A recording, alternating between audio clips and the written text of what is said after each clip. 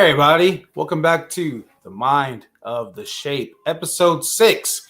And since it's episode 6, we got to talk about Halloween 6, The Curse of Michael Myers. And got a very special guest on today.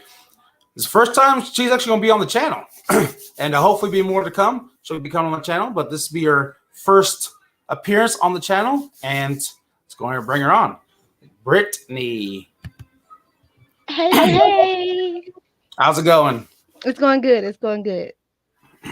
My night just got a little bit better because my boyfriend just brought in a little secret drink. So I'm like, yay, bring me some. Bring me some. What kind of drink is it? I think it's Moscato. It's a wine. I forgot which one it is. I'll have to relook at the bottle. But he like opened the door. I'm like, yes, bring my glass. Oh, yes, and happy Valentine's Day, everybody. It is a Valentine's Day today. Got the love in the air. Yes, love is in the air. Actually, my cousin messaged me in the group chat, was like, this is the devil's holiday. I was like, girl, it's okay. If don't rain on everyone else's parade. I'm just ready for Halloween again. That's what I'm ready for. Oh, yes, it's my favorite holiday.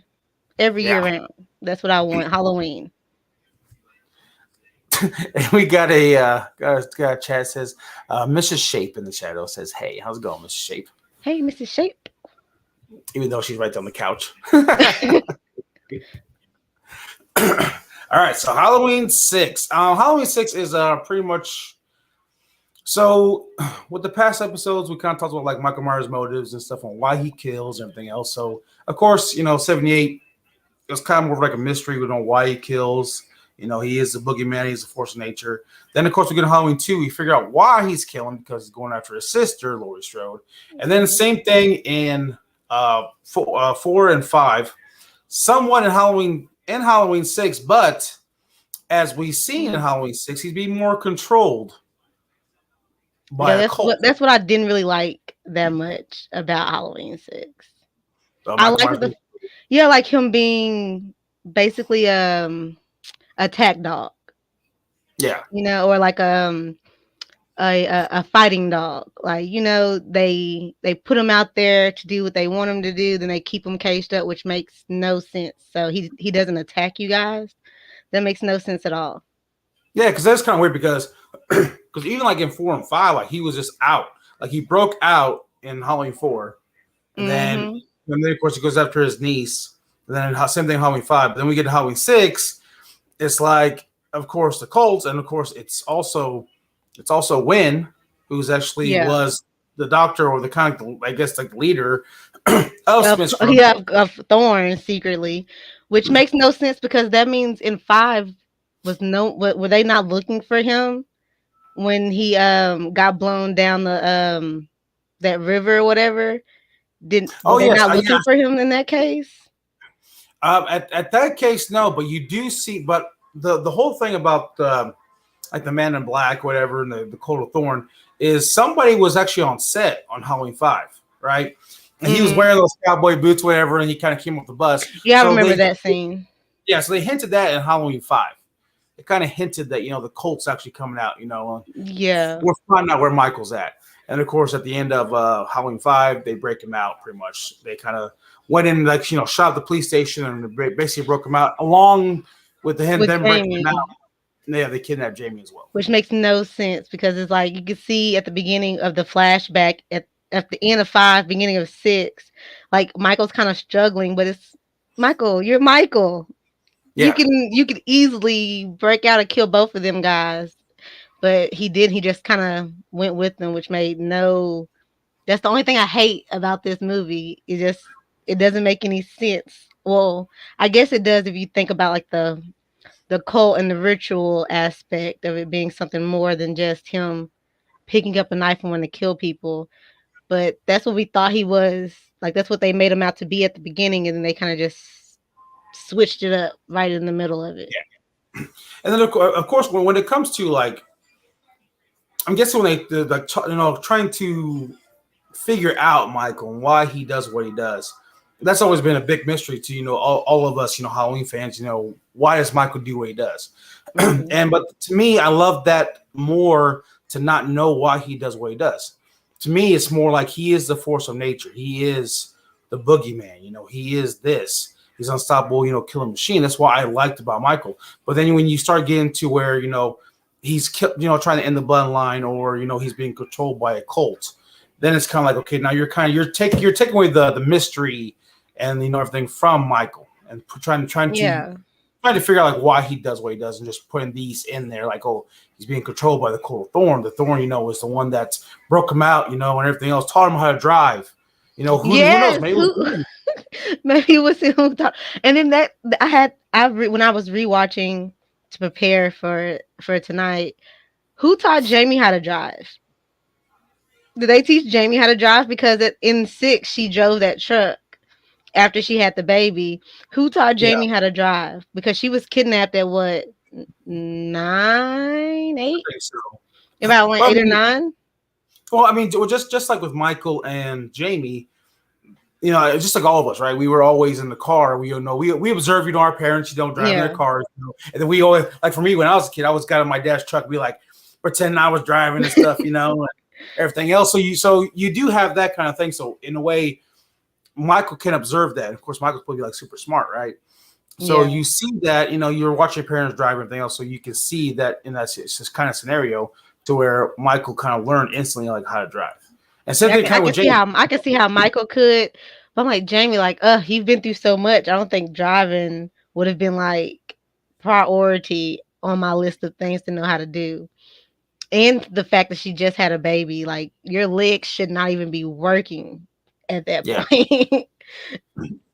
Well, I mean, I guess when adrenaline kicks in, you're trying to, survive for your life, Yeah. and stuff can actually happen. But it was just seeing Michael like just standing there behind like the wind and stuff, the cold thorn, just him standing there. It's like, what? And of course, like he's actually, I mean, is he driving the van, or or is somebody else? Yeah, like who was in the van? Like were they helping Michael search for Jamie?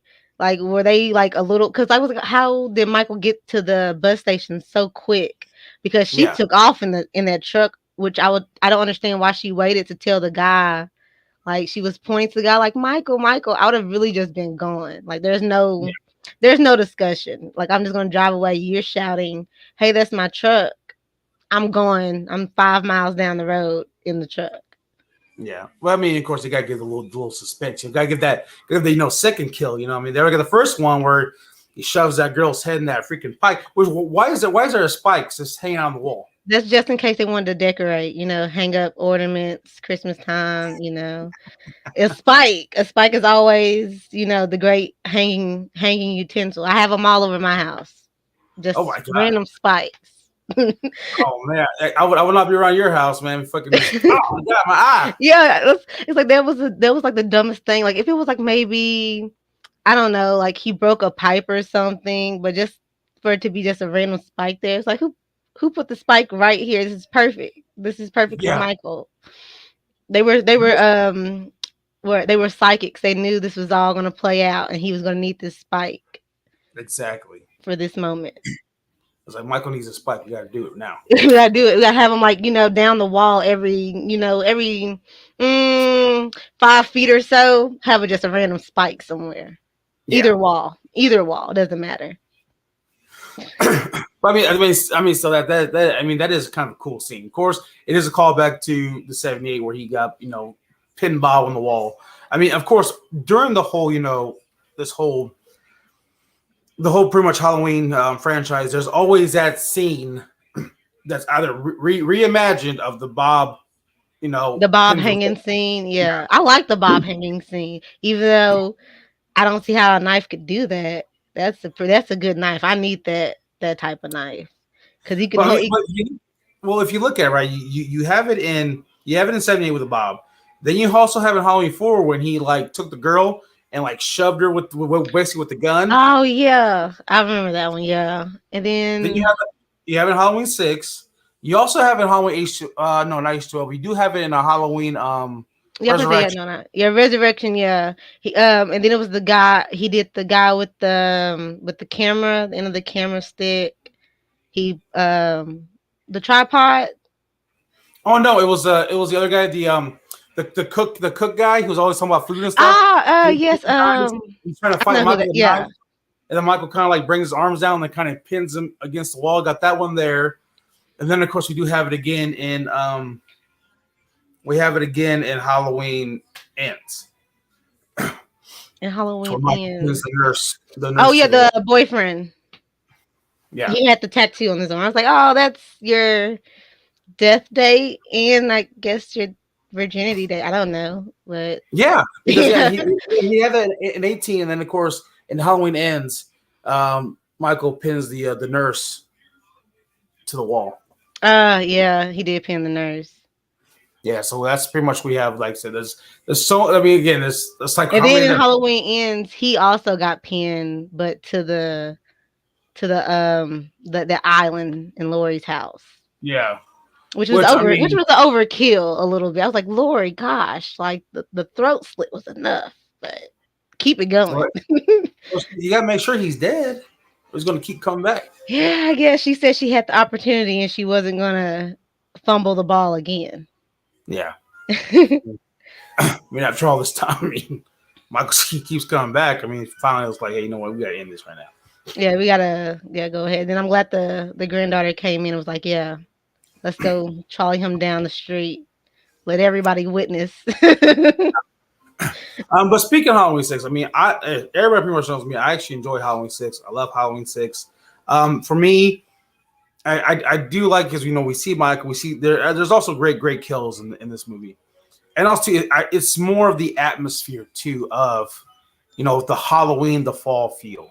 I think, and you see a lot more of that in this movie, and I actually really enjoy it because actually on set when they were filming this, it actually was cold outside. So that them wearing actually hoodies and everything else, they actually had to because it was really cold out there, and to see that and see the fall feel. And of course, everything on Halloween. Of course, you get Michael Myers, and of course, you get great kills. The Mhm. only thing, of course, for me was the whole Michael is the dad of the baby and stuff. It's kind of like, to me, it was kind of like, what? It's like, how does this happen? But I mean, Yeah. besides that, I mean, I still enjoyed the whole film overall. I do love Paul Rudd's portrayal of Tommy Doyle.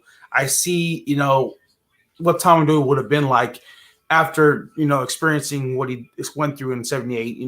Seeing Michael, seeing what he was doing, everything else, and to grow up to be more obsessed, be more like another Dr. Loomis character. Being obsessed with Michael. Hey, Michael's going to come back. Some point in time he's going to come back because his work ain't done here in Haddonfield. So you also get that as well. Then of course you also get Donald Pleasance, which is his last performance as Dr. Loomis, which is pretty sad. But like I said, you get his great performance again. So tell us, how do you feel about Halloween 6? Okay. Okay. Well, Halloween 6 is not one of my favorites. Um, I mean, I do have okay. The one main flaw is yes, is Michael Jamie's baby daddy? Because if that's the case, that's wrong on a lot of levels. Not even on the level of consent that she didn't. It was rape, but like that's your uncle. Like, ugh, that's disgusting. I would have really preferred for it to rather been the doctor or anyone else. Anyone else, even though it's still bad, I would have preferred it to be anyone else but Michael because that's her uncle and ugh. Um, but no, and then okay, yeah, Paul Rudd. Who doesn't love Paul Rudd? I really wish that we would have got him in what which one was it? Halloween Kills? Yes. What when Tommy Doyle came back? Yeah. I wish it was that. I wish it was his portrayal. Even though I like who they had cuz I forget his name, but I know him from like all the Molly Wingwall movies he was in. Um but I really would have loved to see like a little older him portraying a different version of what he was because since they took this version of Tommy Doyle out, I would have Yeah. loved to see him bringing that character back, but from like a different place than where he would have been, Yeah. because this Tommy Doyle is more like um turning into the new Loomis, with sitting up listening to all the audios and the radio of who is the guy, the radio station, the I wrote his I wrote his name down, Oh, Barry. yeah. Yeah, and all the listen to the phone calls come in, waiting for the one call, which finally did come. And the kills. That's another thing I liked about this movie. It had really good kills, especially if you watch the is it the director's cut or the extended version? I forget which one's Oh, what. yeah, the producer's cut. Yeah, if you watch those, they have different kills. Like they show a little bit extra gruesome things. Like in one version, Jamie lived to Yeah. go to the hospital scene, but in the other version, she like got killed by the little farm tool that like Yeah. grinded up her insides. I was like, oh, that's horrible. But that's one other thing that I liked was the kills in this movie. But I could have done without the thorn and trying to explain Michael for what he is when it's just Michael liking to go out to kill. Yeah. Yeah, so it's ranked a little lower on my likings, but I still enjoy the watch. Yeah. I think for that scene with with Jamie Lloyd and Michael, right, where he puts her on there, the spikes from the farm equipment, and he's like, she's reaching out for him. He's like this. He's like, and he pushes her down more, and then when she says, you can't have the baby, Michael. You can't have the baby. He's like, what'd you say? He goes over there and he's, so okay, I got the baby. Okay, well, you're gonna get this instead, and then it Yes, starts that throwing up was his neck. I was like, no. Uh, oh, oh, 1 second. I have to get my charger or I'm or I want to be gone. Okay. Okay, sorry, 1 second. Oh Are you God.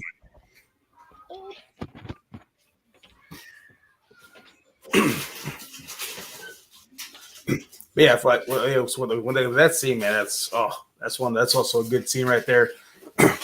And she said, in the producer's cut, Jamie does live in the producer's cut, but she also, well, she does live. She lives in the hospital, right? But then when, or one of the, I believe it's when it comes in and pretty much kills her right there. So that's how her character dies. And then also another thing too is Daniel Harris is supposed to come back to play Jamie Lloyd in Halloween 6. But with her coming back, they say you're going to get killed within the first couple scenes. You only be in the movie for like just a little bit of time. So, and what's crazy is she wasn't 18 yet, so then she had to basically go through all this stuff and everything else and pay all this money to get away from her parents to be her own independent woman, pretty much, to do this role. But then, of course, after all that, she's like, you know what? I ain't doing it. Forget it. I'm not going to do it. Which it kind of sucks in a way, but at the same time, it's like, it was her choice. But it was kind of shitty what she had to go through, to do all that, and then end up saying, well, and I got thinking one of the, I guess, agents or somebody, talked to her and said, well, who are you? Like, you're not really that big of an actress, kind of like, kind of putting salt in the wound, And that's when she was like, you know what, we're done. I'm not doing it. So that in a way, that does kind of suck to not get her. But hopefully, since Halloween ends, we kind of ended the Laurie and Michael saga. Hopefully, when we get another Halloween down the road, if they decide to pick up from a different movie, from maybe Halloween 4 or Halloween 5 or wherever they decide to do, to bring her back. That'd be kind of interesting to bring her back there. Or, I mean, if they would love to do is possibly, which I think would be pretty cool, is a kind of like a mashup, in my opinion. It'd be kind of cool to have a timeline to where Lori end up dying, right? After she had John, and then John and Jamie meet up, and they meet each other like, oh hey, I'm your sister, well hey, I'm your brother, and then Michael comes back and they got to try to fight Michael together. That'd be kind of pretty cool to see. If Jamie, I would like to see that. Yeah, If, because if like it'll be like the battle of the well, my brother and sister. Yeah, brother and sister against uncle. yeah, And I mean, I also would want them to bring back Steven. yeah. Baby Honestly, Steven. like well, I mean, like if they decide to do because when it comes to Halloween H2O, Halloween H2O was supposed to be a direct sequel to Halloween 6, right? Hmm. But they decided not to do that. So they kind of say, we're just going to do H2O, be 20 years later. It basically takes place right after Halloween 2, right? Well, but the original one was supposed to be, like I said, from Halloween 6 to where Michael kills, Jamie, whatever, he tries to kill, his son or whatever, nephew/nephew. Well, then he ends up finding out that Laurie Strode is still alive. And that he's going after Laurie Strode. So in a way, he kind of forgets about Steven, and now he's trying to go after Laurie again. Trying to, get her all. But then, of course, they decided not to do that route and everything else, and they went to Halloween H2O. But since they ended the Laurie Strode and Michael Myers timeline, the whole saga there, it'd be really interesting to do, possibly like a, maybe take from Halloween 4 or take from Halloween 5 and, do another film. Like after that, this takes place in a couple years or years after Halloween 5, right? And then, they find out Laurie Strode's dead. She died, she really did die. And, Jamie comes to the funeral, finds out her mother was alive this whole time, and she gives a go to the funeral. At the same time, John's there, right? And then, her and John meet up. It's like, hey, I was her son. She's like, well, I was her daughter. Well, I guess, we're long lost siblings.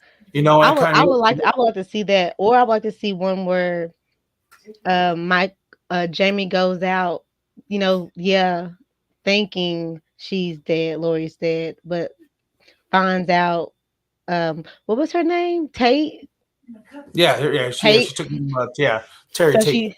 Terry Tate. So she finds this Tate, digs down that rabbit hole, finds the school, goes there, realizes that Laurie is Tate, and then she meets them, and then they're all together, and Michael comes and gets them all in one location.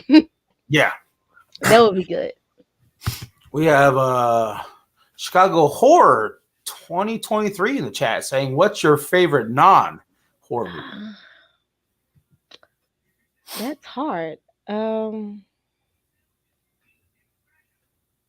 That is really, really hard. Okay, so I love musicals, and I would have to say my favorite one would be Hairspray, but the remake with Zac Efron. Hairspray. It's a tie between that one or The Little Rascals. That's a good one. I had 3 copies of that on VHS as a child. Well, man, for me, I don't know. For a non-horror film, for a non-horror film, well, you know what? I'll do this. I'll do one cartoon and one non-cartoon. For me, it would be The Night Before Christmas. I love Night Before Christmas. Oh, that's a good one. And for a non-horror movie, oh man, man, that's a hard one. I'll just say Rocky. Which one? Rocky. Oh, I love Rocky. Creed. Are you going to see Creed 3? I plan on going to see that. Yeah, I'm definitely going to see Creed 3. Oh, look at that! He says Rocky. Rocky 2. Oh yeah, Rocky just was a great film. It really was. One, yeah, it was such a great film. And also too, there was actually a thing where there was a thing of Rocky to where, so you remember how you saw the poster of Rocky, and of course Rocky, hey man, I'm supposed to wear a red shorts with the white stripe. Oh yeah, when he's going to the arena the night before the fight, yeah. Well, pretty much that actually was an accident that they actually did. Oh really? Somebody made the poster and actually didn't do that, right? And then when he said that, he actually kept it. He actually decided to leave it in the film to do like that, like hey, like that was pretty cool to do, to kind of improvise, like it was actually a wrong poster of him, but instead of having him change it, to the right poster, he decided to improvise and just put that in the movie. So it's like, hey, those are the wrong ones. That's good. I love Rocky. My favorite Rocky, I think would be. I really like Rocky 4. Oh yeah, I love Rocky Four. Everybody Rocky loves 4 Rocky. is really good. It's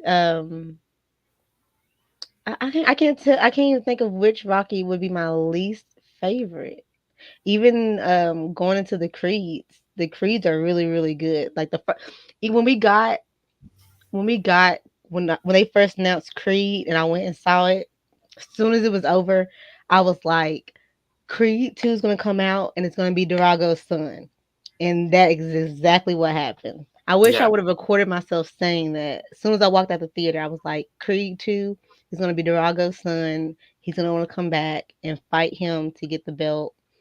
Because I don't know, because he didn't have the belt at the time, but I knew eventually when Creed 2 did come out, he would have that match in that movie where he eventually did get the belt, and then Durago's son would want to re-challenge him, and it would be Creed versus Durago all over again. I called it. I should have recorded myself making history. I called it. Now see but when it comes to Creed 3, Rocky's not going to be in it. I know, and I was like, dang it. Yeah, that's kind of I was that's like, that is a why? fun. But I did hear that Stallone said he ain't going to go see Creed 3. I'm Yeah, I guessing. heard that it was bad blood with production. Like he didn't really Yeah, have that. What the vision wasn't the same as he wanted, and I was just like, ugh. It was a really good connection, and then to have him not want to be a part of it, I kind of wanted to really see, even if it wasn't him in it like all the way, I still wanted to see like where's Rocky now. yeah. Well, apparently Stallone. I think there's Stallone saying he's supposed to be doing a Rocky what 7. Oh God, what would that would be? What would that be Hey, about? would you imagine if he did Rocky 7? He comes in and he starts fighting uh, Apollo Creed's son at the end. Ooh, that would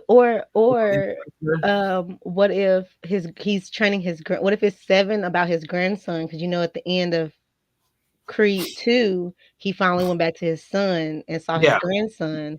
So what if yeah, he's training the grandson? but his grandson will be but if he does like Rocky, if he does like Rocky 7, his grandson will be like what, like 13 or 14, so there'll be no way he'd be getting the ring and fight a Well, grown this Creed is set what 9 years later? from Rocky Balboa.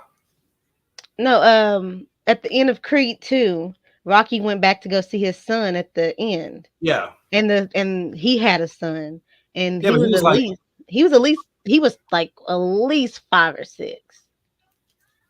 yeah, and So I think Creed 3 is taking place like I think 9 or 10 years later.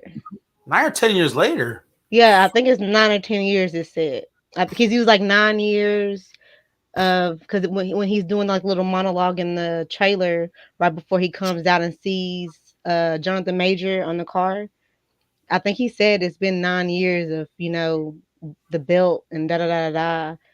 But I'm Damn. pretty sure he said 9 years. So if it is 9 years, if we do Rocky 7, maybe a couple years after this one, his grandson would at least be 21 ish, almost 21, 22.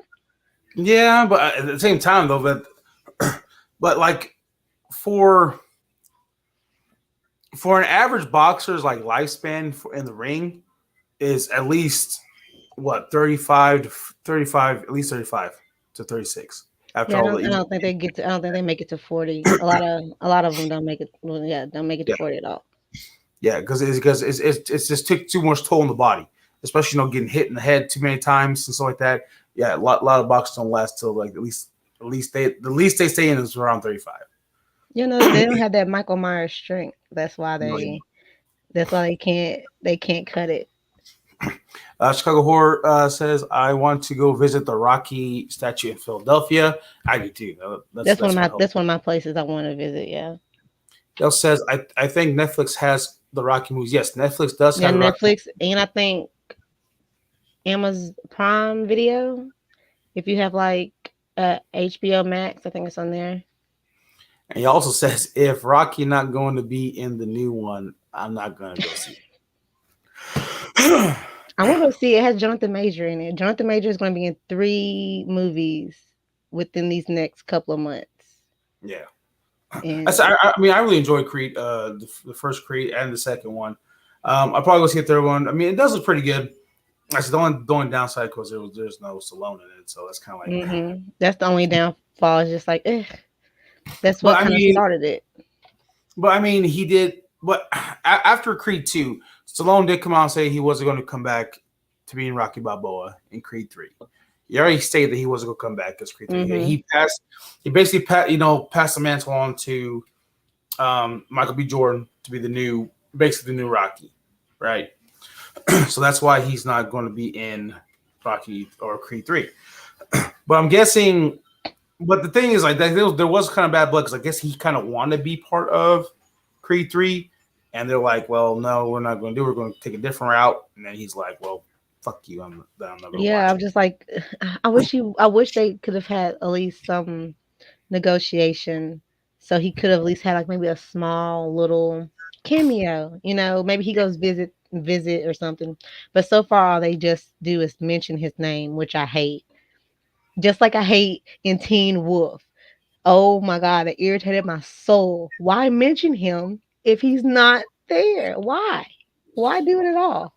Oh, Scott. I mean, Styles. Styles, yes, they mentioned him. Like every other scene, they were mentioning his name, Yeah, they but were. he wasn't in it. I've watched it already. I watched it twice already. I need to do a review on it because we're supposed to wait for Hellvington. Well, so he's been kind of busy with that. So I'm gonna watch. I rewatch. So I rewatched twice already. But Oh yeah, I've rewatched it. It was good. but I mean, but speaking like style, I mean, they kind of had to. They kind of explain why he wasn't there, right? They kind of talk about why style wasn't there, and everything else. And then of course you get Lydia's story about why, she left in a way left Styles. Yeah, that's what when we first saw Lydia, that's what I was thinking. Like, y'all went through all of this. You were the only one who remembered him when he was taken. Yeah. And y'all didn't end up together. That's what was really irritating me Well, because they did end up together, but with her basically her dreams of Styles dying in the car or yeah, whatever. she just couldn't deal with it. But when Yeah. we first saw her, that was one of my main questions. It's like, why y'all not together? But then when they went to explain it, I'm like, so he's still a key factor into what's going on now, but he's not here, which sucks. Well, so same thing with same thing with Scott and Malia. They never explained Yeah, what they never happened explained to what happened with Scott and Malia. them. They never explained what happened to Scott and what was her name, Kia. She just like went away to the shadow people or Oh yeah, whatever. Kira. Yeah. Kira, but they were still together. He said he would wait for her, but then cut to him and Malia is Yeah. together, which is like that. That was your best friend, your best friend's girlfriend. I mean, I understand that it was an awkward time because that's when Styles didn't exist, but she was quick to jump on the next thing, like really quick. I don't even know who the guy was in that during that season of the Ghost Riders, but she was with a whole nother guy, Yeah. and then she ended up falling for Scott, and then she ended up going with Parrish. Like, girl, Yeah. slow down. Well, everybody She in want this. everybody. But yeah, but they never explain what happened between Scott and Malia. But of course, as we see in the movie, because they were going to bring back Allison. Of course, there's going to be a whole bunch of stuff there. So I'm guessing they kind of set up for Scott and Allison to basically get back together. Yeah, They were I kind of, just knew they were going to lead back with that when they said they were going to bring her back. I was just like, ugh, we just bringing everybody back from the dead, I guess. when they do Teen Wolf the second movie, they're supposed to be like a trilogy. So if they do decide to do the second film, how are they going to bring back Derek? I don't know. They better find if they could bring back Allison. There is some ritual to bring. We've lost Derek before. Well, not lost, but we've come close. So there's something we can do to bring him back. Because I don't think he's gone. And Gone. and what's crazy is that Derek became an alpha at the end. Yes, he lost his blue eyes. Yeah, he got his red eyes back. He became an I was alpha. And then all of a sudden, I was just like, "Ugh, well, darn it." I felt the same way when he lost them the first time. I was just like, "Ugh, you just keep losing your eyes." But Scott was the true alpha. So Yeah, like that wasn't a surprise for me. I always knew that Scott was gonna eventually um be alpha.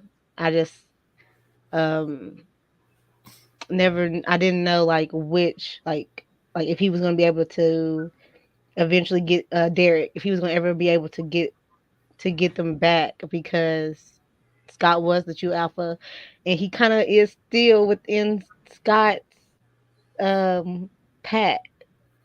yeah. So I don't know how that works, but yeah. I guess there's going to be two alphas. I don't know. Well, that's the thing though. When it comes to Teen Wolf, even like Derek said, that you have alpha, beta, and omegas. Of course, you get the alpha. You get the omegas, or I mean, you get the betas that are pretty much from the alphas, and then of course you get the omegas, which is the lone wolf. But as they say, a beta can become an omega, or an alpha can become an omega, or they can go back to betas. Mm-hmm. So in a way, that's kind of how it is. But in Scott's thing is because Scott is a true alpha. Scott is because with his character, how he never gives up, right? He always finds a way to save himself, save his friends, everything else. He's selfless, and he basically rises from sheer force of will, right? Mm-hmm. So when it comes to that, that was all the characteristics of a true alpha. And of course, he became a true alpha at the end of season 3, part A, right? Yeah. Become the true alpha. every other alpha out there had to steal their power. They basically had to kill the alpha and become the alpha, and that was the whole thing. But Scott didn't have to do that. But as we seen when pretty much Cora, is it Cora? Yeah, Cora, which is Yeah. Derek's sister, she was dying, right? So so Derek healed her by pretty much giving up his alpha powers. Mm-hmm. So he became back. He went back to being a beta or an omega. I think it So was Omega. Was it so Omega? when we see Derek pretty much basically in a way becoming like characteristics of Scott, right? How he basically threw Scott off there and then grabbed the kitchen and said, "All right, light this motherfucker up," told Parrish. And then Parrish is basically lighting them both up, right? You Mm-hmm. see his eyes change to red. So then, of course, right there, he's sacrificing himself to save everybody else, Yeah, right? Derek had a very, but he had the best story arc, well, character arc Yeah, he did. to me because like season one Derek, I could not stand season one Derek. Especially season two Derek, when he was just like, or was it still season one where he was just gathering whoever wanted to be a part. Season 2. Season two, yeah, he was just gathering whoever. If you want to be a whoever, I'll bite you, I'll scratch you, whoever, putting everyone in danger. And that was the Derek I did not like. But when he actually started helping and realizing like he could help and not just be focused on being alpha again, that's the Derek I liked. Yeah, but in a way, like as everybody in Teen Wolf, pretty much everybody who comes across Scott, I mean, They wanted that. They they wanted those all to they all die. change. They all change when they come across Scott. Look at the twins. When the Oh, twins met Scott, they changed. When Deucalion met Scott, Deucalion changed at the end. yeah. So pretty much Even everybody who Peter comes just a across little Scott bit. changes, except for the little handful of people. Peter a little bit. Peter still has that. Yeah, he's Sometimes you yeah, don't know. We still question you and your like what if he ever came like, hey, I need help with this. I would question it like what's benefiting you, because it's yeah. always benefiting you at the end of it. But yeah, everyone did change when they got around Scott. But I love the twins. And I forget which twin is with Jackson, but when they had the episode, that threw me off I think it's Ethan or Aiden. because one was with Lydia, and I was just like, "That's crazy, Lydia. Your ex boyfriend is with your ex boyfriend's twin brother." Like, No. Yeah, ex-boyfriend, twin brother, yeah. it was the ex, but then because he had the ex boyfriend died, I was like, "That must kill you inside," because it's like looking at your exes together. But she always knew that Jackson was on the other side. She was like, I'm just waiting for you to find it out yourself. Yeah. But I love that they became best friends weirdly in the end. Because Jackson was really, really harsh to her. He was one I really didn't like at the beginning. Yeah. No one like Jackson. No, he was horrible, especially to Lydia. Yeah, but Jackson was there till season 2. He was there till the end of season 2. But then he came back at the last season, and then of course came Hmm. back for the movie. Y'all loved in the movie when he said that when I don't want to give it away because I know you're gonna do your react. We're gonna do the review or whatever.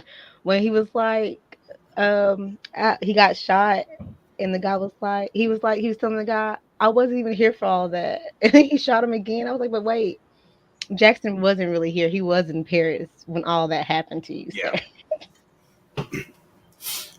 Yeah, it was kind of in a way. It was kind of weird seeing the teacher back. It was like, what? You got your throat slit. How are you back? Yeah, I was like, it was you. And in my mind, I thought about it when Lydia and Jackson were um at the forest talking about the 20-year ago forest fire that started the chemical whatever and who could have done it. I thought about it, I was like, no, there's no way because he was killed. We saw it. But I guess seeing is not just believing. Yeah, everybody comes back to Team Wolf. Yeah, what did Scott mom say? I've always been told that things were impossible, but you know, the impossibles have always happened. Like you're a werewolf. All right, we kind of went way off topic. Oh yeah, we did. We did for just a second. We're supposed to be talking about Halloween 6. If we're talking about our favorite movies, Rocky, to Creed, to Team Wolf. Teen Wolf. So you never know what you can expect over here on the Shape and the Shadows. You know, you just jump topic by everything. But he also Chuck Horfan did say something. He said Rocky 3 with Mr. T. Mr. Yeah. T. That was a good one. That was funny. Mr. T as a boxer. But see, Mr. T was like in a way, Mr. T was like a powerhouse. He's all strong, but you know he didn't have the stamina. Oh yeah, no, because like that's what in the end Rocky figured out. If he could just tired him out, it would be over with, and that's exactly what he did. Because Rocky could go all day. Yeah. Oh yeah, Rocky go all day. I want to see that. I want to see Rocky versus Michael Myers. Now Michael Myers went all day. I want to see that fight. So back to Halloween 6. So we kind of covered a lot with Halloween 6. Also too for when it comes to Halloween 6. But then it's like so when we get to the other part where it's like so Michael's being controlled. They kind of kidnapped the girl and basically her son, right? They kind of kidnapped both of them, and of course Loomis and Tommy Doyle go after them, right? But it's like at this point in time, it's like Michael's like, okay, I'm tired of being controlled right now, and he goes in and kind of slaughters everybody. Yeah, that's the Michael that I like to see. I don't like to see control Michael. I don't like to see Michael with a motive. Michael doesn't have a motive, and you can't control him. There's no reasoning with him. Also, too, but like in a way, it's like, were they really controlling Michael, or is Michael just kind of using them? I don't know because I guess like didn't Michael need them to keep the ritual going, or did they? Because they seemed like they needed Michael to keep the ritual going, but then Michael seemed like they needed them to like keep it going, to keep the secrecy. Yeah, so of it all pretty going. So pretty much what the Cult of Thorn is. So what the Cult of Thorn is similar to the cult or whatever in Halloween 3, right? It's all about the Samhain. It's all about the rituals of Halloween, the sacrifices and stuff like that. Of the ancient times. So they say. Yeah. To where Samhain, the Samhain, the festival of Samhain. To where the borderline of basically the end of summer and the beginning of winter. You got fall and everything else. So you have all that, and that's what that's what it's all about, was keeping all that going. And same thing with Halloween 3, they deal with the kids, sacrificing the kids, for the festival of Samhain and Samhain. So same thing with Halloween 6. It was all that. It was all about that. It's just sacrificing a family, and basically in a way, they kind of brainwashed the son, Michael Myers, and they were doing the same thing with the kid. Yeah, but that's still, to me, that was one thing I didn't get, that I hated about it, because kill the family. He only killed one sister. Did he ever go back and kill off the mom and the dad? They No, he didn't never. go. No, they didn't. They never explained what happened to. They see that's the thing. This thing when it comes to the whole Halloween franchise, they never explain what happened to the Michael Myers parents. Yeah, they just like up and left the house, and then so then the Well, they Strodes could have died. I mean, they could have died as well. eventually, yeah, but then the Strodes got like not custody of the house. It's not a child, but then they got rights to the house, and then like they could never sell it because of it being Michael Myers' house, and then in this one, they live in it. The Yeah, brother of Lori's dad, yeah, which is crazy. I would have never.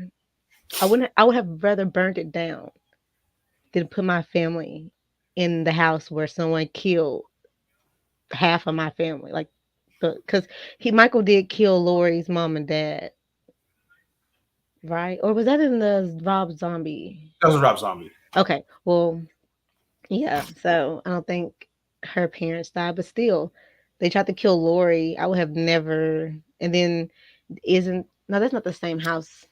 It just really looks like the house that Jamie was in the fourth one. That Yeah, almost looked like the yes, Michael yes. Myers When house. it comes to Myers House changes throughout the whole thing. I mean, we don't see the Myers house in Halloween 4. We don't see the Myers house in Halloween 4, but we do see the No, we Myers seen it house. in five. Yeah, in 5, and then of course we see 6. Of course, the house changes throughout the whole thing, but until we get to Resurrection, because Resurrection actually keep the look of the original house Oh in yeah, Resurrection. and then also in which one was it? Was it Kills when they did the beginning reenacting scene to Yeah, the whole, which I loved. That threw me off because I was like, I know Loomis is dead. I was like, I know Loomis is dead. How is he here? How is he here in Kills? I was so thrown off. yeah, because the But guy, who they got played, Dr. Loomis, he looked pretty good. yes, he looked identical. I was like, wait a minute. Did they take him for like a clip, maybe like an extra clip they had in that movie, and then they didn't use and just put it here because he looked extreme, like twins almost. Yeah, yeah, but when it comes to Myers house changes dramatically out the whole franchise. But I mean, the whole thing was, so in a way, it's like whoever lives in that house is what they go. It's like in a way, it's like whoever lives in that house, they're going after. You know what I mean? Because like Hmm. I said, no one lived in that house, but then all of a sudden, when what the hell was his name? So was it Danny? Was The that little boy. yeah? Was that his name? Oh yeah, his name is Danny. Because I wrote it Yeah, down. I was like, if any kid name is Danny in a horror movie, stay away from them. yeah. But he's in the house, so he's just around the same age as Michael. So they're like kind of like in a way kind of corrupting him, to kill. Because as you've seen where he grabbed the knife and he's like trying to kill his grandpa. You Oh, know his what I mean? grandpa, and that was well deserved because that whole breakfast scene was very uncomfortable. Yeah, Like he came, the grandpa came in and he said violence. He chose violence, and because he was like, I was like, why would you call the child a bastard? What did the child do to you? And then I was yeah, like, what is your your vendetta against your daughter? And then your wife, you threw money. He threw money in his wife's face. I was like, that's disrespectful, sir. yeah. So I he mean, deserved a little slit. his death was well deserved. Oh yeah, I couldn't wait. I couldn't wait. That's the ones I wait for. The ones I know deserve it. I'm like Michael, free body, right here, free body. I mean, his death was pretty much, it was like, he's like, oh, the boogeyman, he's when he's looking through the house trying to find his wife, and lights go out, he's trying to do the thing, and Michael's right behind him. He's like, oh, and he's like, oh shit, Michael's still alive. Yeah, Michael's got him. he was like cowering on the ground, and then it was really funny when he first of all when he first came in. Were you like, what happened to you at work, sir? Did you get that drunk that you got out your clothes? Because like his clothes were like undone, Yeah, unbuttoned. he looked a mess, and then he like, oh, she actually left. I'm like, yeah, I would have actually left too. You threw money in my face earlier. I tell you, there's a mass murderer on the loose. You don't believe me? I would have left. I would have been gone. Yeah, but technically she didn't leave. Oh no, she wasn't as smart or lucky, and that's only because like I don't know where she was running to. Like your layout of the backyard. Why would you go the way of the fence? Yeah. I don't know. I didn't get that part. Oh, well, you got But that depth somehow. that part reminded me of it. Um, was it part two or part one? I think it was part one at the opening scene with the girl with the tricycle Yeah. and it with the in the blankets and like the sheets are in the wind. That reminded me of that movie. Well, of course, again, again, you see again callbacks to the original because you see Michael standing with sheets, looking at the Again, window, and then you get the callback to where she's running through the sheets, and Michael's like, "Gotcha," you know. What I mean, it's like you get that, and also and in a way too. Again, like going back to like the talking about David Gordon Green, the whole trilogy, so like that is David Gordon Green is so smart at picking things out from each film, and of course, especially with the asshole the radio station guy, right? oh He's yeah, got him in ends, you know what I mean? So you have that whole thing, but what's crazy is in pretty much throughout the whole Halloween franchise, you kind of got the one character that deserves to die, right? You got the one character that deserves to die. Sometimes you don't have those characters that don't need to die, right? No, they don't deserve to die. But when you get to Halloween Ends, it's pretty much everybody in that whole damn the whole damn movie needed to die. I mean, I kind of feel bad to kind of saying this, but that kid kind of deserved to die. I mean, he was yeah. kind No, of everything else. I mean, so pretty much everybody in the whole film, in a way, deserved to die. and then So in there was no Halloween, was it Halloween ends? Yeah, in Halloween ends, it got me. I was like, you were getting bullied by band kids because yeah, they got the car, and immediately I recognized the uniform. I was a marching band nerd. I was like, wait, you will get punked by some marching band kids? Like what? And then the one who was like really like extra going hard at him. I was like, dude, calm down. Like it's not that serious. We know you get beat by your dad at home. Don't bring yeah, it out here to the public world. Because when he pulled up on him on the street, he was just like, I know you slashed my tires, which it was not him. It was Lord. yeah. But it just like I was like, you got bullied by band kids. You got Dom Sinclair in the chat saying, "Hey, what's going on, Dom Hey, Sinclair?" hey, hey. But yeah, but I guess it's when like I said again, it's there's always callbacks to pretty much in a way like every Halloween film. There's always callback to some kind of scene or anything else. But when it comes to Halloween 6, again with 78, when you look at like the atmosphere, right? With 78, I mean, of course, it took place in California. There pretty much wasn't, the fall, kind of feel everything else, right? So, I mean, everything was kind of green and everything else, of course, was leaves been thrown out, from cast, whatever. Halloween 2, you really don't see much in Halloween 2. I mean, in a way, it kind of does somewhat feel like a fall field, but it's take place more at nighttime when he's Yeah, roaming the and we're streets. mainly in the hospital, so we really couldn't get Yeah, like in a the good. hospital most of the time. But then when you get to Halloween 4, you get more of a fall feel. Same thing with Halloween 5. But when you get to Halloween 6, in my opinion, you get more of that fall feel, especially when Mm-hmm. they're walking like their little parade, their little like fall festival thing they were having, whatever, Yeah. and you get that, you get the bond, like the little, things of bonfire, you get all that, you get that feel of fall and everything else. And that's what I think. I love Halloween 6 because you get those feelings, you get those fall feels, you get the atmosphere of fall and everything, especially with the leaves all the leaves on the ground and everything else. You get more of Michael, standing there, in the dark, and of course it was cloudy and rainy and thunder every time Michael was stood, or every time where he was at, lightning struck and you saw Michael and then That was the one of my light. favorite parts, especially when they were at what was her name? Mrs. B. And she was Yeah, like, oh, I was Michael's babysitter, and Danny hears the same voices, and all of a sudden in the window you see Michael after the lightning. I was like, Michael, we see you. yeah. But even like her whole story too about is you know why we celebrate Halloween, everybody wears masks on there, to ward off boogeyman. The boogeyman. Yeah, I was like, oh, okay. So you're drinking the Kool-Aid too, lady. Okay. She was Well, like yeah, the she was. boogeyman. Of course, I mean, she's watching Michael. She's part of Thorn, so it's kind of like you kind of start seeing more of that. And of course, she's Yeah, because like already all of a sudden we get this babysitter we never knew of. Like we never heard of yeah, this babysitter. We thought originally the sister was watching him that night, but apparently he was supposed to be across the street, but he yeah, wasn't. He was just yeah, roam, and she's a bad babysitter. He was just yeah. roaming the street. He could have got hit by a car or anything. That was Claire says Halloween 6 has the fall atmosphere and the Thorn story is actually pretty good. Michael has backup in Halloween 6 till he kills them all. Yeah.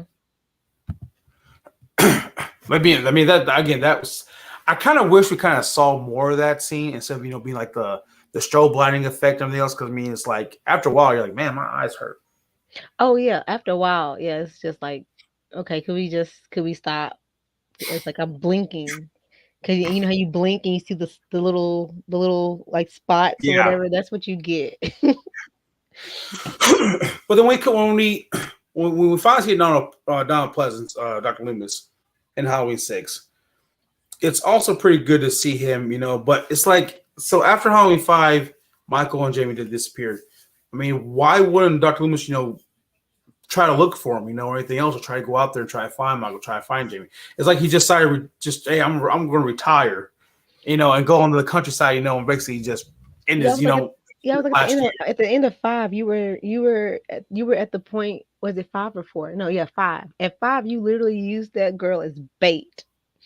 You used her Yeah, as bait to get Michael, but now you're just like, eh, they blew up.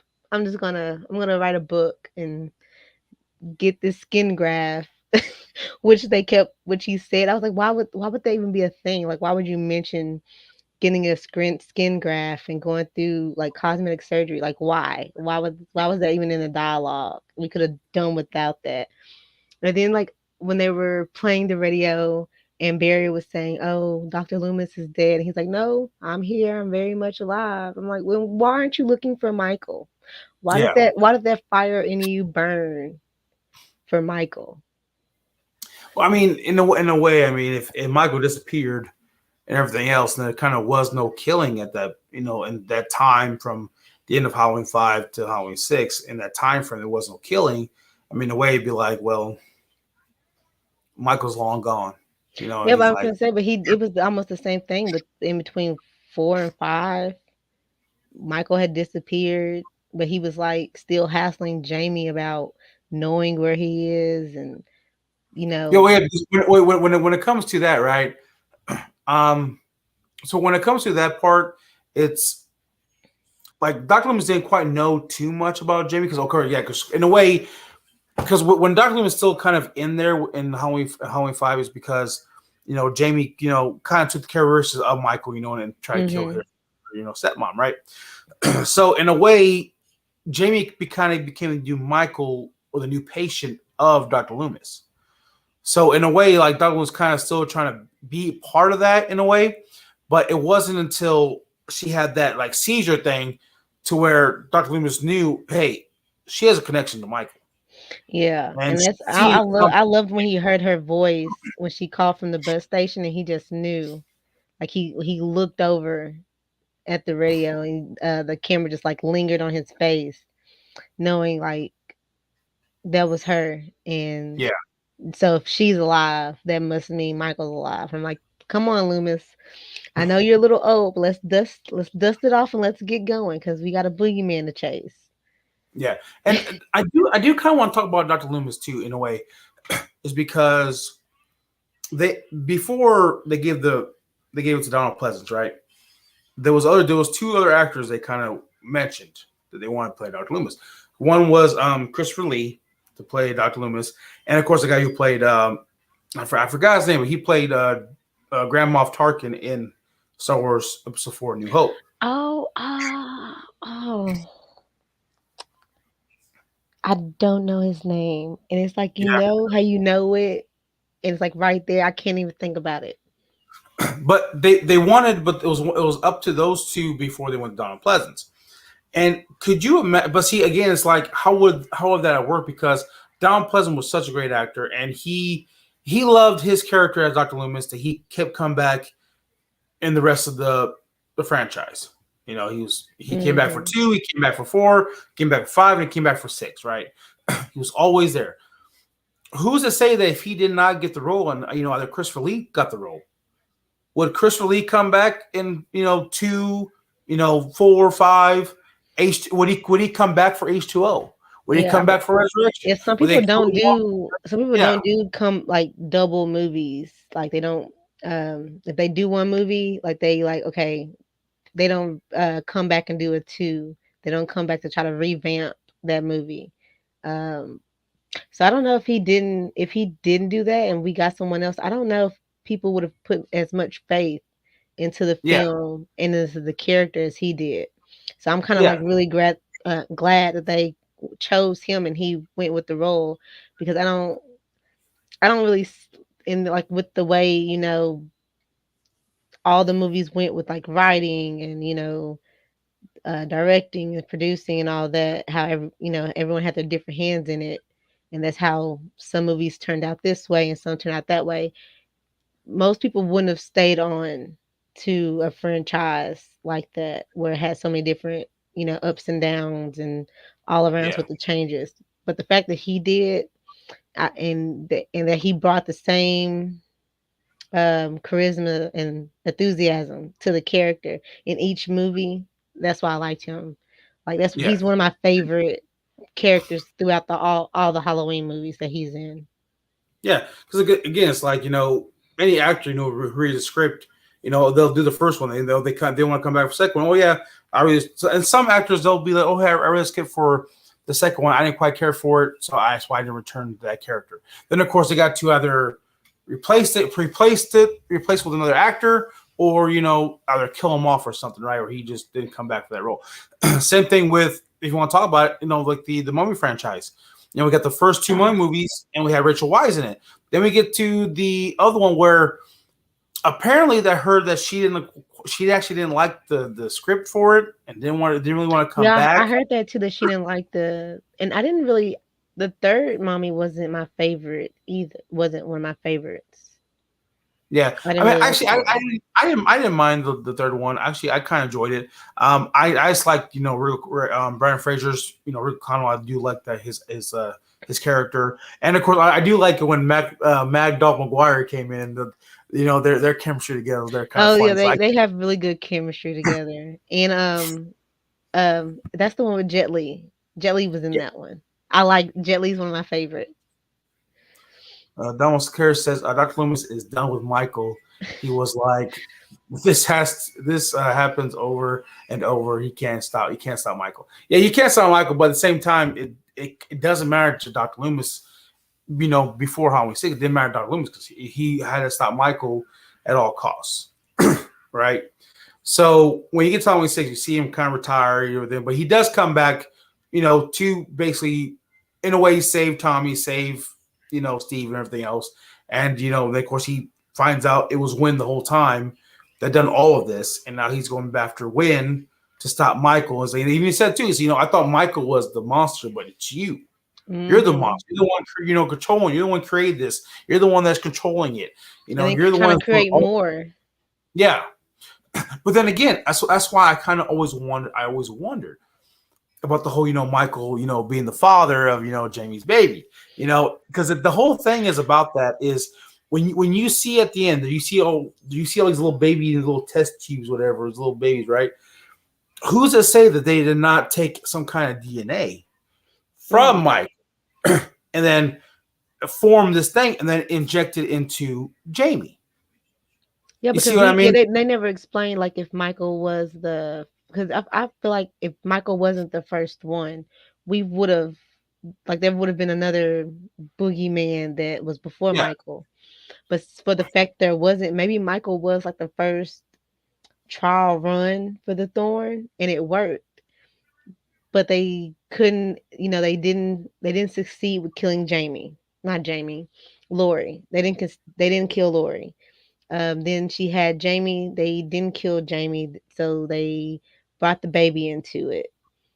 and he didn't kill the baby. So I just feel like what was what was the goal with Michael? Were y'all like, was he the first one? Was he the test dummy that actually worked? And then that's what they probably did do was, take his samples and oh God, it's horrible to think about, but take his samples and like kidnap women and that way they can, you know, test that Yeah. out on that baby, which is horrible to think about all these women injected with Michael's secret sauce.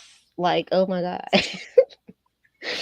That would be But yeah, but terrifying. that's the thing though. I mean, because they kind of didn't really explain, how Michael, what did they just they stripped Michael down naked, and he's like, "Come here, Jamie, Oh come to your God, uncle." no. You know what I mean? Or or what they did, or what they did. But that's what we saw when you saw like the test tubes or these little basically fetuses, everything else. I mean, what they could have done, they could have they could have took some DNA from Michael, kind of made something, whatever, and then injected into Jamie, to create a baby. That's kind of my whole thing. My process was of that.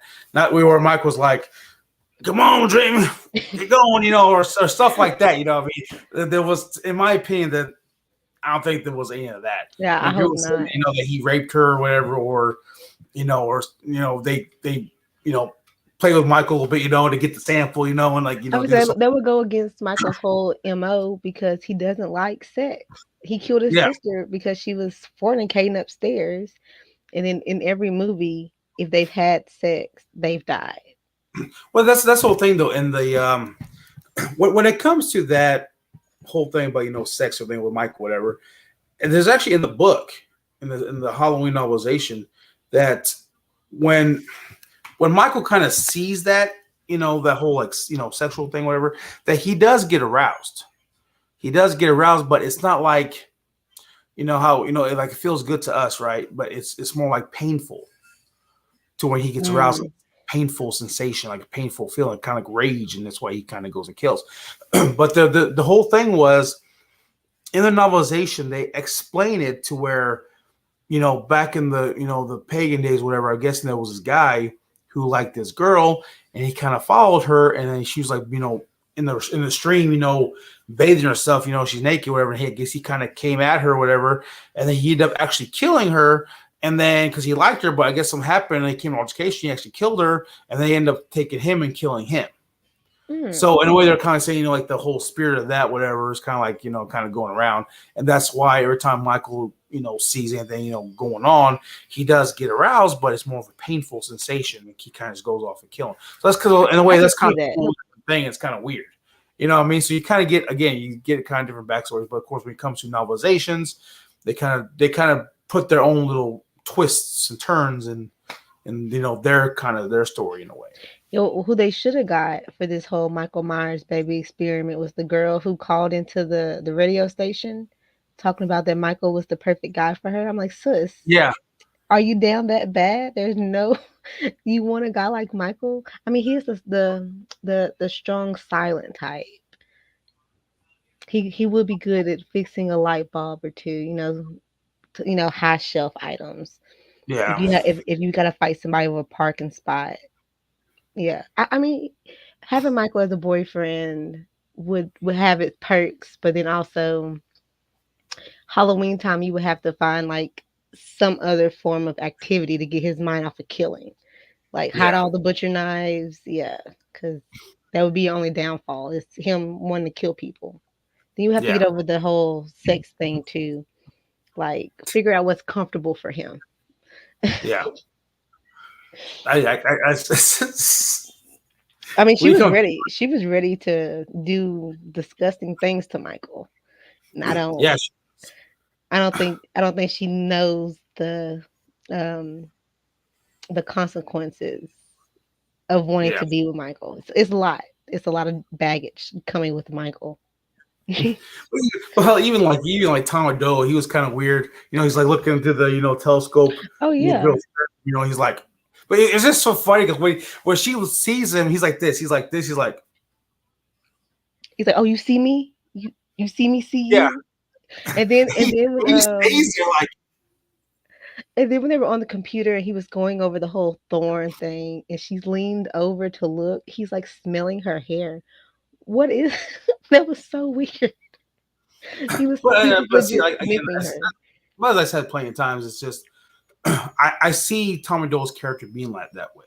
You know, this kind of weird, like twitchy kind of character because of what he went through when he was a kid.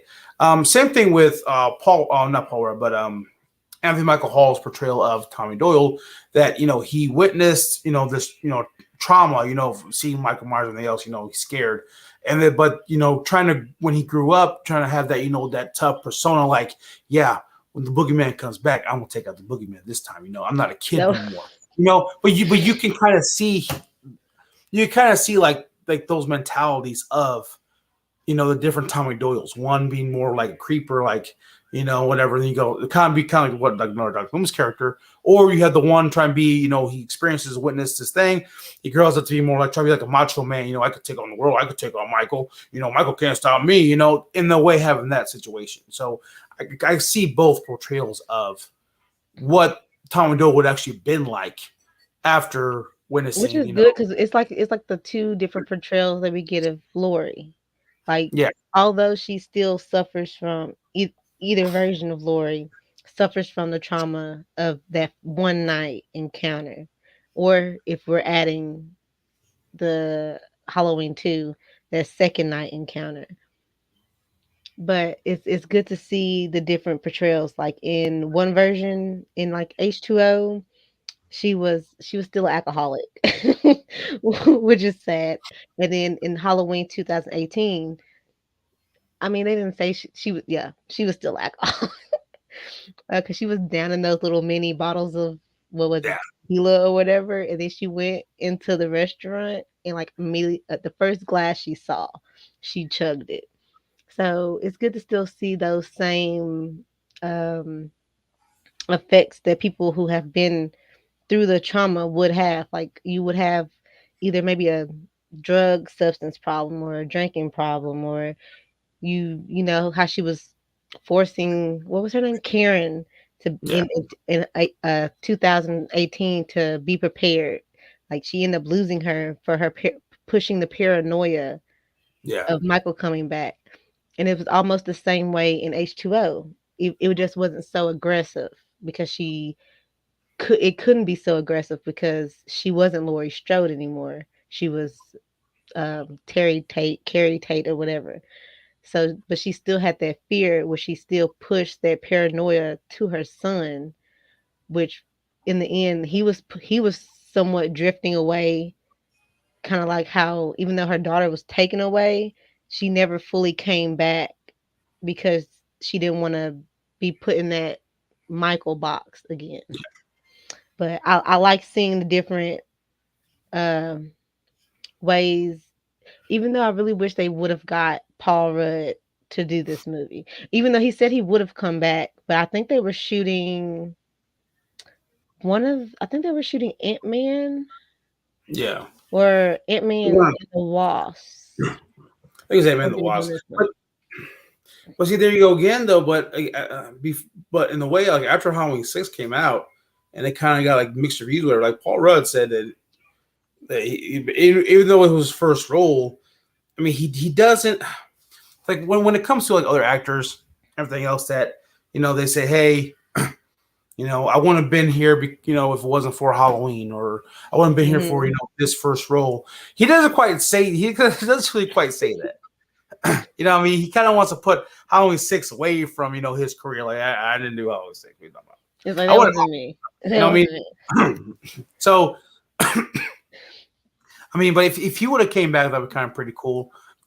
But I do know that the like the original Tommy Doyle played in the first one, he wanted to come back, but I guess he kind of like started some shit, kind of running his mouth and stuff like that, and they're like, no, we gonna bring him back. Oh, you're talking about the one who played the original little boy. Yeah, Oh, okay. I heard the guy who played Bob, they couldn't find pictures of him. yeah, So they used I forget his real name is Bob something. The guy who plays Better Call Saul. They used mhm, pictures of him in 2018 and Halloween Kills. I was Yeah, like, what? I was like, so Better Call Saul is canon in Halloween now. Like, okay, that's funny. yeah. Well, I mean, try to find pictures. I mean, it's kind of. I mean, especially after that, it's kind of hard. But I mean, they did get the two, Annie and um, oh my god, Annie and oh my god, what was her name? Oh, Marion, Yeah, Marion. no, not Marion.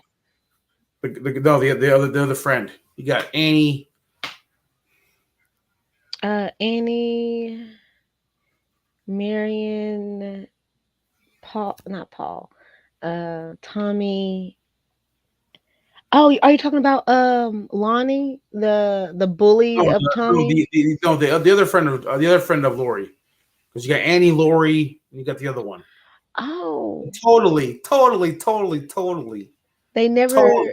the one who was sleeping with Bob. They Yeah, what was her name? yeah. That's what I'm saying. I forgot her name. I don't know. All I know is she always forgot her books. Yeah, She's like, I always forget my totally. books, and I'm fine. I call it the totally girl. Totally, totally. I never got that part when her right before her and Bob went in. They were like, they can go in. They were like planning out how they were going to go in to get upstairs, but then they start mentioning taking off um Lindsay. Lindsay's clothes. I'm like, wait a minute, isn't Lindsay the little girl? I was like, wait, why are we taking off Lindsay's But clothes? again, but in that situation, maybe he didn't know that Lindsay was like a little girl. Yeah, I was just like, wait. I was like, we don't need that type of movie. I mean, but I'm pretty. honestly, if you want to look at it, right? I mean, honestly, if you have your your lover, whatever, going to come over to this house, whatever, and you're like, say, oh yeah, like Annie and Lindsay are here, and him like, okay, you got there's two other girls here, what I mean? So okay, well, you rip my clothes off, and I'll rip their clothes off, and whatever, we're good to go, you know what I mean? So I mean, he may not, known, hey, well, Lindsay's actually this little girl, you know what I mean? It's like, oh well, okay, well, never mind then, I'll And I like backtrack. the fact that they just went to because that wasn't Annie's house. That was Lindsay's house. They just went into Yeah, they went to Lindsay's parents' house and has some and fun. had sex in their parents' bed, which is like, wait a minute. And then I know the they had a parents are cigarette. probably confused. And then The have a parents are cigarette. probably really confused about who these kids were. They're like, these are our kids. We don't we don't know these kids. I Just mean, random kids. before I came home, all of a sudden I smelled cigarette in my bed was all messed up. I smelled cigarettes. Like, hey, who's been in my bed? I know beers, a trail of beers leading up to the room. Whose beers are these? Well, then when That that was well the at that point in time was dead bodies. Oh yeah, it was they were too focused on the Bob mural on the wall. My whole thing is like these kids went to bed. Oh yeah. It's like where are the parents at? They Oh mean to yeah. tell me they were out partying all night. Them Haddonfield parties, they be ragers out there. I mean, when me and Miss Shape go out, we like her mom comes over sometimes like on weekends, whatever. Sometimes, I'll take a day off on the weekend, whatever. That way we go out that night. I'll have all day to rest or whatever, right? I mean, when we go out, we will leave because I get off like around 5:30. So by the time I get home, take a shower, and then else we kind of leave the house about 6:30. We're back around like 9:30, maybe 10 o'clock. I don't see how people are out. Like I don't know, maybe I'm getting older now, but like I don't like going out no more. I don't like being out till 2 in the morning. I don't like being out trying to I'm like days. get a plate at Waffle House. No, I can't do that anymore. I don't want to club hop. I don't want to bar hop no more. I don't want to be like shoulder to shoulder to people. Even though COVID kind of, well, no, people are still out here living like COVID didn't exist. But I don't want to do that. I don't want to be like wall to wall people, like scooching with my cup like this, trying to get by. Yeah, I can't do that anymore. Like when I go out, like if we go out, we're out like we'll be out maybe by like 7:30, 8 o'clock.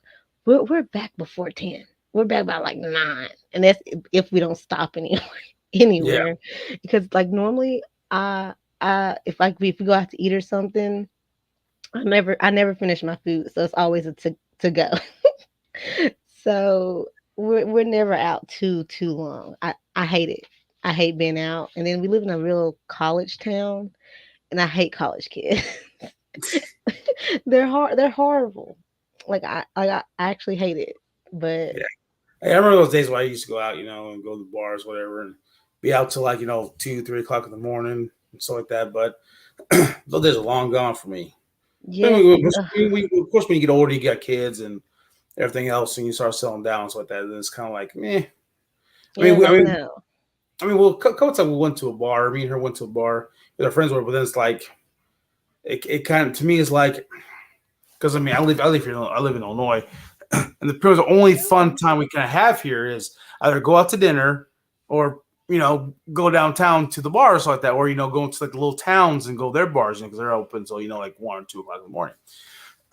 But I mean, like back in the day, I used to love to go to this one bar in Buffalo. I used to go down there, Thursday nights, go down there and be up till like 2 or 3 o'clock in the morning, doing karaoke and stuff and drinking and having a good time. Yeah, like no, I can't do that But now it's anymore. like, I mean, hey, we went down there and it was like, man, it's like, man, I haven't been to Logan so long and it was dead. I mean, we were just like a couple people in there, but it was like older guys were in there, and of course we were in there, and it's like, it's like, man, it's just not the same. I mean, but I did get to play pool again, which I kind of miss. But at the same time, I was kind of like, man, I was like, man, I used to do this all the time when I was younger. Now I'm like, I'm in my 30s. I'm like, man, I don't quite care about stuff anymore. Yeah, it's like I'm not almost. I'm 27. I'll be 28 in March. Whoop, whoop, whoop, almost here. But I just feel like yeah, I'm getting like older. Like going out, being out 2, 3 in the morning. Like that's not it for me anymore. Like we did that like because I hate to say it. I started sneaking and going out to like bars and stuff. Like like well not bars, but like parties and stuff. At like 15, 16. Mm. So like house parties and stuff like that. So like the getting drunk and being around like drunk people and fights and bar fights, Yeah. like we passed that. Well, for me, I mean, like I said, I'm gonna be what 33 this year. Mischief's gonna be 45. What? So 35? She said, "Don't add on the years, girl. You're not a day over 25." you say so. I'm gonna be 25 until I'm 30, and then I'm gonna be 30 until I'm four. It just I'm just gonna keep. I'm gonna be 30 for at least 10 years, at least. Well, I mean, like I said, I mean, I'm maybe 33. I'm going to be 33 this year, but I mean, at the same time, I still look the same. It's weird. I Oh yeah, I still look still look the same too. Like we I were haven't my changed 10 year not anniversary. My 10-year class reunion would be this year, and they were like, "Oh, somebody started a little group on Facebook or something like, oh, post then pictures like freshman pictures," and now I was like, "There's no difference. I yeah. look the same." Like I said, I think I had um my 10 year one, but the one thing is I'm here in Illinois, and I actually was born and raised in Vegas, so I went to school out Oh, okay. there. There's I'm not saying I'm not driving, I'm not flying all the way out to Vegas for a little, Oh no. like now. Vegas is one of my places though on my list. To go? Yeah, I've never been to Vegas, but Hey, it's one of my places. you ain't missing much. No, no. I really If, just want to go to museums. I want to go to if, the if wax you, museum. okay, if you go to Vegas, go around the fall winter time. Oh no, yeah. I my cousin went during the summer because her birthday's in July. Yeah, she made that mistake. Yeah, I tell everybody I was like, well, what's the between like Illinois heat and Vegas? Yeah, so well in Vegas you have dry heat. Here you got humidity. You sweat more. Here you got the humidity more, so it kind of feels hotter. But I saw there you got the dry heat. I said, like, if you want, if you want to know what it feels like to to know what the heat feels like in Vegas, I said, turn your oven on to 450 degrees. Let it simmer there for a bit. Open up and stick your head in. That's how it feels when you open the doors. Like especially when you're in an AC, when you're in an AC, environment, like in a casino or whatever, you're in the AC, it feels good. As soon as you walk out them doors and that heat just hits you in the face, you're like, It's hot out. It's hot out. Every time I think about the heat in Vegas, all I think about is The Hangover and how they left the guy on the roof and he Yeah, had the really bad sunburn because he was on the roof for like what 3 days. yeah, I was like, that's hilarious. But no, we went out to Miami. Was it last year? Oh, it was so hot. I was not prepared for that type of heat. I was like, I'm dying, and I just woke up. How am I? And then it rained, and like it's like immediately, like the rain was like at a snap of a finger, it stopped, and the yeah, heat, it was like 100 and something degrees. I was like, how? It just stopped raining. Like, did that not cool down anything? It was, it was horrible, but it was so much fun. yeah. I said, there's only one place I kind of want to visit. Um, I kind of, I drove through. I went through like St. Louis, Kansas. I did really enjoy Colorado. I do enjoy Colorado. Mm. I drove to Colorado. I really enjoy Colorado. But I've been to California. I've been to Monterey. Monterey is very nice, very Okay. beautiful. Monterey, it's like 70 degrees during the day, and it gets down to 40s at night. That's all it stays, all day, every day. See, that would be nice. I like that type of weather, that weather outside. See, inside, I'm like a cool, like 72. Like, I like a little chill in the house. But out, like, I hate outside heat or outside if it's like too cold. I hate it. I'm like, Yeah. I hate if it's too cold or too hot outside. I can't deal with it. But as I said, I've been to Mexico. I mean, the only thing for me is like where I ever want to go to. I just want to go to Ireland or Scotland. Oh, that would be nice. I have a friend that went. I think it was Ireland. They did the whole little. I think it was they went through a couple places there, but I know Ireland was one place they went to, and then I had another friend who went to Germany for like an exchange program, Mm-hmm. and so it was like during the summer, so they got to go through all the places there. Then my senior year, we had 3 exchange students come to our high school, which was really fun. Like, I love meeting them and like doing their comparisons because they have stuff overseas that we don't have, and they celebrate different stuff. But Yeah, they were really excited to, like, they had like a list of things. They're like, they want to celebrate. They can't wait for Thanksgiving. They wanted to go trick or treating and do Halloween. Like, they couldn't wait to do all this crazy stuff. And I was like, oh, it was really fun. yeah. Oh, but it is getting to that time. Sad, sad, sad. But in that time to end the stream. Well, we talked pretty good though. We talked Halloween 6. Got to talk about some Rocky, some Creed. Yeah, yeah, Uh, yeah. talk about Team Wolf a little bit. Sad Got to talk about Helvington couldn't be here tonight, but there will be yeah. more. Yep. And I was gonna just ask you. So next week I have we talk movies.